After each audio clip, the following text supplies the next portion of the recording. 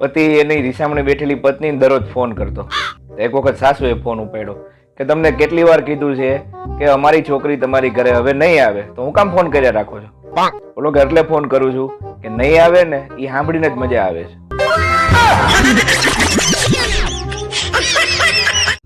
મારે એક એવા માણસની જરૂર છે જે શિયાળામાં મારી બદલે નાઈ લે.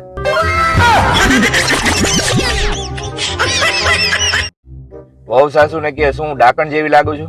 સાસુ કે ના ના. શું મારી આંખો ડેડકા જેવી છે? ના ના. શું ભેંસ જેવી કાળી અને પતીરા પાડા જેવી લાગુ છું?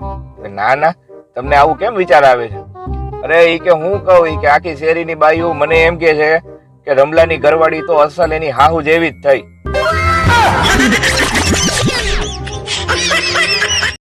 છોકરો એના પપ્પાને કે પપ્પા એન્ટાર્કટિકા ક્યાં છે? પપ્પા કે તું મને હેરાન કરમાં તારા મમ્મીને પૂછ, ઘરમાં બધી વસ્તુ ઈ જ મૂકે છે.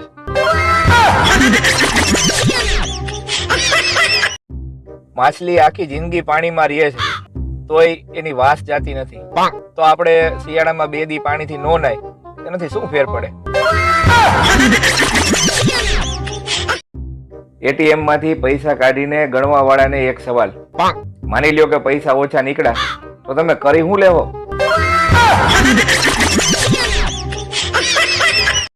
હું નાનો હતો ને ત્યારે એકવાર સાયકલ ઉપરથી પડી ગયો હતો. ત્યારે ઇન્સ્ટાગ્રામ નહોતું એટલે આ વાત આજે કહું છું.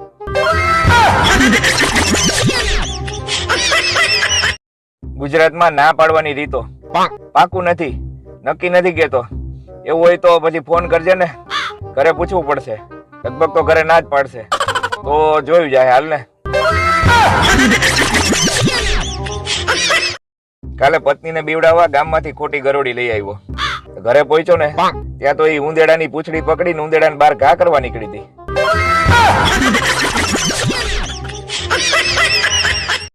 પતિ કે તે જે મને દાઢી કરવા માટે ગરમ પાણી આપ્યું હતું ને એ કેવું ડોળું હતું, મારું બ્રશ બગડી ગયું. પત્ની કે ગરમ પાણી નહોતું, સવારની તમારા માટે ચા હતી.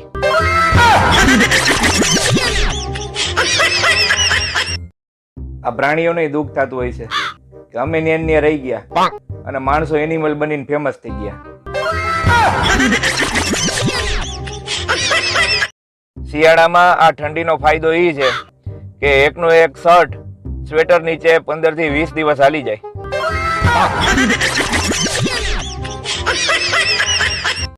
આ ખબર નહીં લોકો 4-5 કલાકની નીંદરમાં ફ્રેશ કેમ થઈ જાય છે. હું તો 9-10 કલાક સુઈ અને ઉઠીને અડધી કલાક તો ઘેનમાં આટા મારતો હોય.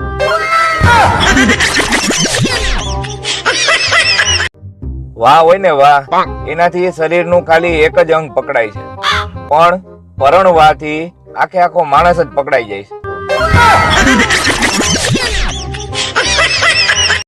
એક બેનપણી બીજીને કે તે લાંબો પતિ કેમ પસંદ કર્યો?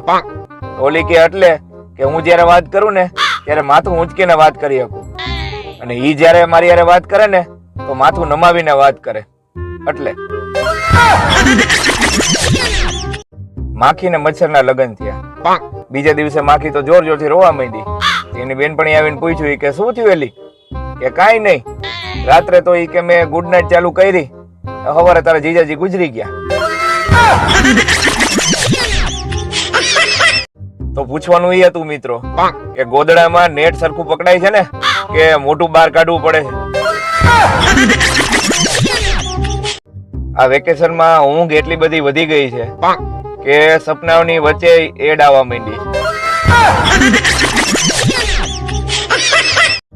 આજે મનમાં એક વિચાર આવ્યો હતો કે કઈક એક ઊંડો વિચાર મૂકું.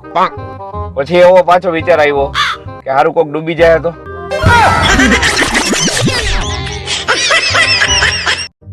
એક ભાઈ ભૂરાને કે મોટો થઈને શું કરીશ? ભૂરો કે 2 લગ્ન કરીશ. કે કા? કે એક મારે તો બીજી બચાવે તો ખરા. થોડાક દી પછી ભાઈ મળ્યા. ઈ કે કેવું ચાલે છે લગ્ન જીવન ભૂરા? કે લગ્ન જીવન તો શું વાત કરું યાર, એક પકડી રાખે છે ને બીજી મારે છે.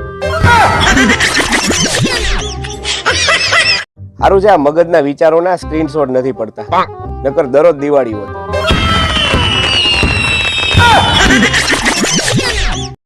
એકવાર એક ગામમાં એક પતિ પત્ની રહેતા હતા. આજે ઈ ન્યા જ રહે છે અને ભલે શાંતિથી રહેતા, આપણે આપણું કામ કરી.